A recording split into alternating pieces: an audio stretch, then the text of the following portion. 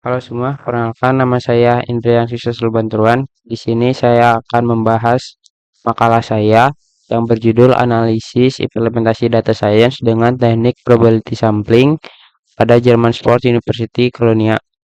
Di mana di sini saya membuat presentasi ini dalam rangka menyelesaikan UAS Bahasa Indonesia.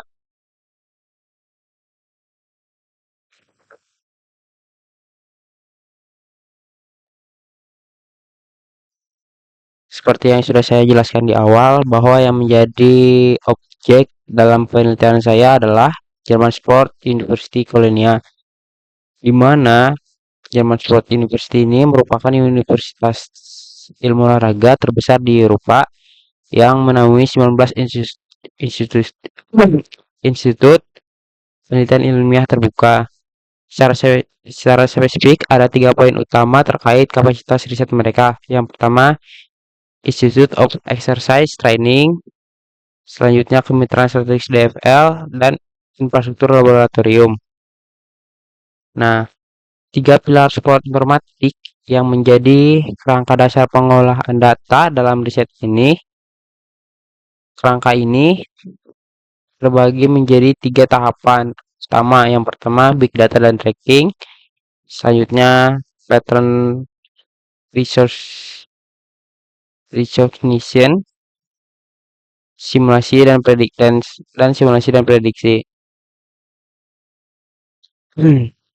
Nah, karakteristik dataset DFL dan DSHS menggunakan dataset resmi yang dipublikasikan dalam jurnal Scientific Data oleh BISEC pada tahun 2025, mencakup 7 pertandingan Bundesliga dan divisi pertama dan kedua. Kekuatan utama dalam dataset ini terletak pada integrasi multi modalitas data, di mana event log berstempel waktu, mencatat setiap aksi seperti umpan, tembakan, dan pelanggaran.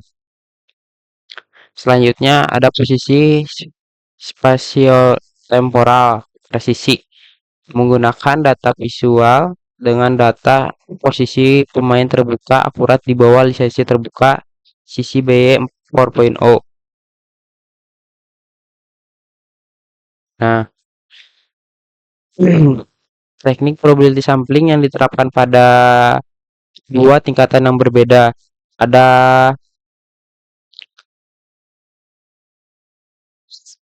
stratified sampling dan bootstrap sampling, di mana stratified sampling itu digunakan dalam 7 pertandingan dari total populasi liga.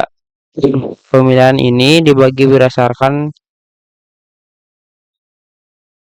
strata kasta tingkatan divisi, yaitu Bundesliga 1 dan Bundesliga 2. Selanjutnya ada bootstrap sampling, diterapkan saat tahap pemodelan algoritma klasifikasi Henstridge atau ensemble. Teknik ini menggunakan pengembalian acak, sampling with replacement.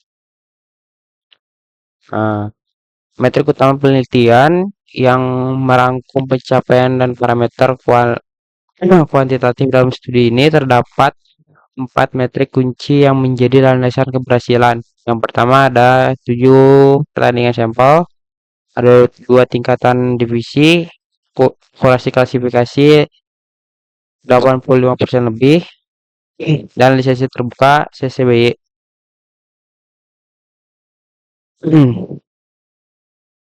Klasifikasi random forest yang berbasis supervised learning. Random forest memprediksi kategori diskret dari data peristiwa sepak bola berdasarkan kombinasi atribut spasio-temporal. Nah, jadi ada 3 fokus utama. Yang pertama ada klasifikasi jenis peristiwa, tingkat keberhasilan operan, prediksi tembakan. Nah, kita bisa melihat grafik pertumbuhan data spasio-temporal dari tahun 2018 sampai 2006. Jadi grafik ini menggambarkan peningkatan volume data, koordinat pergerakan pemain dan event log sepak bola profesional yang dikelola oleh DHS Gold secara eksponensial pada tahun 2018. Volume data berada di kisaran belasan juta entry sampai akhirnya pada tahun 2025 sekitar 100 jutaan. Nah, mekanisme dua layer sampling beserta formulasi matematika di balik bootstrap aggregating. Jadi, ketertarikan antara probability sampling dan algoritma klasifikasi terwujud dalam dua lapisan. Jadi, lapisan yang pertama itu adalah lapisan sampling populasi. Jadi, sampling populasinya itu pada pertandingan. Nah, yang kedua, sampling subsample algoritma pada level internal. Secara sistematis, peluang sebuah observasi tidak pilih dalam bootstrap sebagai sampel berukuran n dinyatakan sebagai V dalam kurung out of bag tutup kurung sama dengan 1 dikurangin 1 pangkat n per n sama dengan 1 per beta sama dengan 36,8%. Nah, kita bisa melihat tabel modul analitik fitur input algoritma dan output prediksi saling terhubung secara sistematis.